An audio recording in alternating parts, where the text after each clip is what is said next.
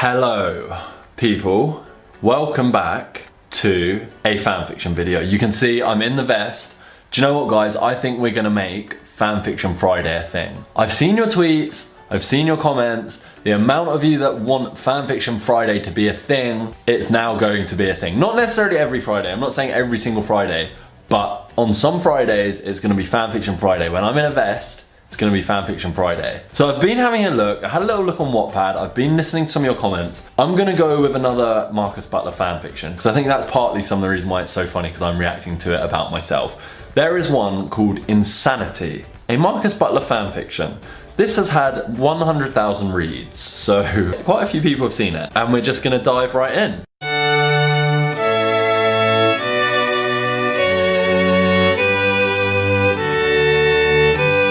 Wow, this is crazy. I can't believe that I'm going to London for a month. It's so exciting that my professor chose me out of many other students in my class to travel and have an amazing experience. I'm Alison.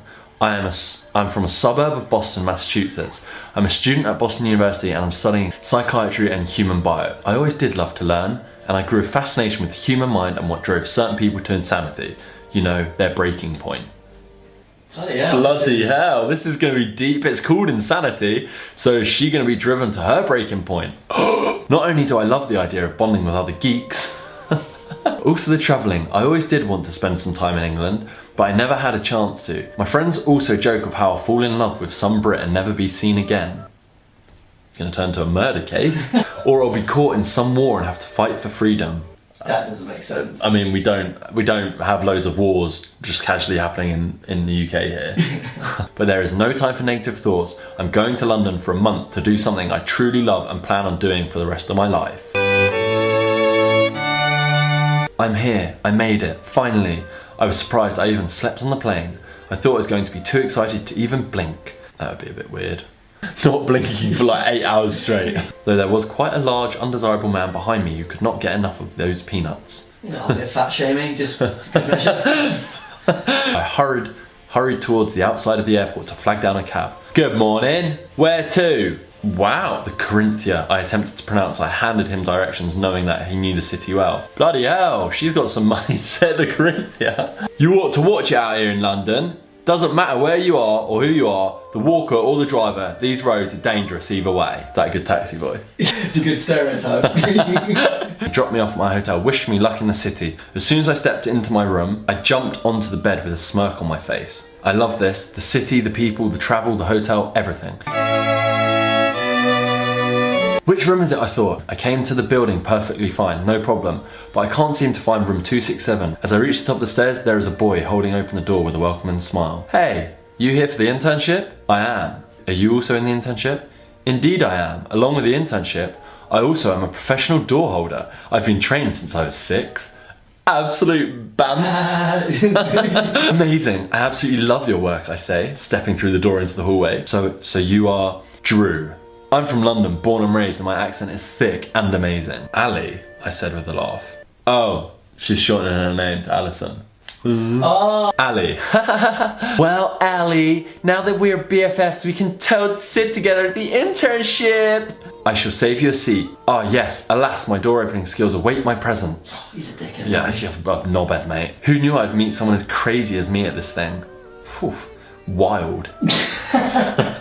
All the interns will be working with a professional psychiatrist and will work hands-on, just as was promised in the information packet. I'm worried Marcus is going to be like... A psychopath. A patient. Yeah, that's what I mean. And then she's going to meet him through that. I think that's a good prediction. So, how do you like all of the other interns? They're nice.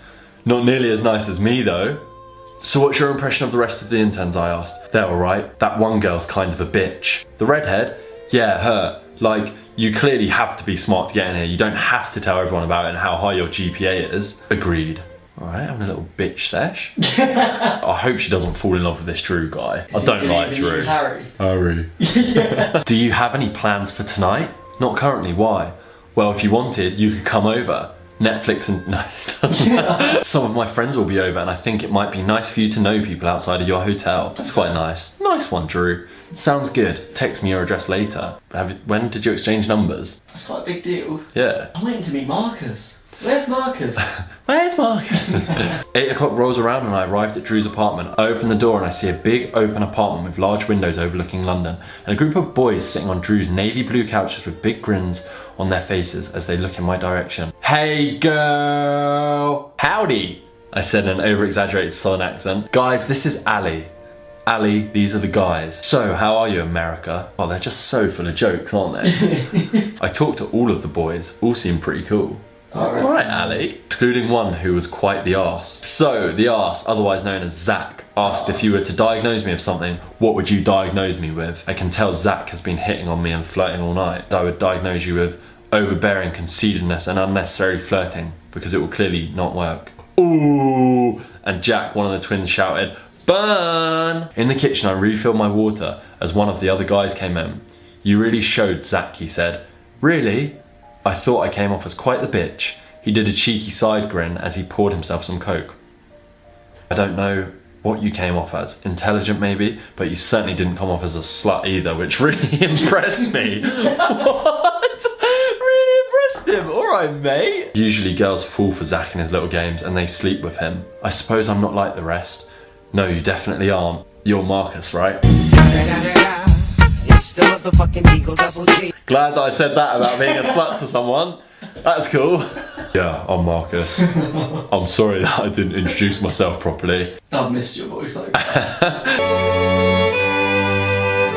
My mum and I have always been close since I was the youngest in the family, and there is a large age difference between my sister and I. My sister is 10 years older than me.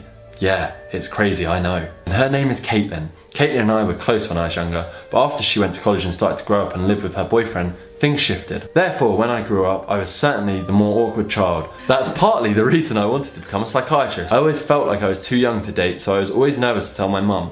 And my dad was my dad, so you know. No? No? Well, I have dated guys, but nothing was ever too serious, except for one whom I lost my virginity to. Nobody knows that though, and I plan on keeping it that way. His name was Brendan. He was one of my best friends and I felt like I could tell him anything. We dated for 2 years. He went to school in California and I was in Boston. We broke it off saying that we'd get back together if we wanted to. What's wrong with that story? Literally. That's quite a nice story, yeah. I think. Like you were with someone for 2 years. Sweetheart, best friend. Cute. Don't need to hide that, love. Yeah, that's not prom night dumpster baby, is it?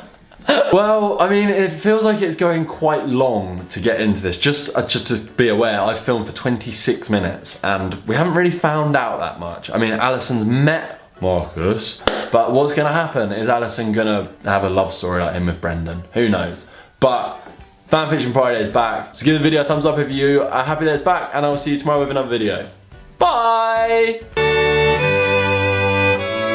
And I heard Dr. Lewis speak out to one of her patients who just arrived. She asked the man if he would mind if I worked with him today and he agreed. They both came in. I turned and this was no man. It was a guy. A pretty cool guy. A guy named Marcus. Boom!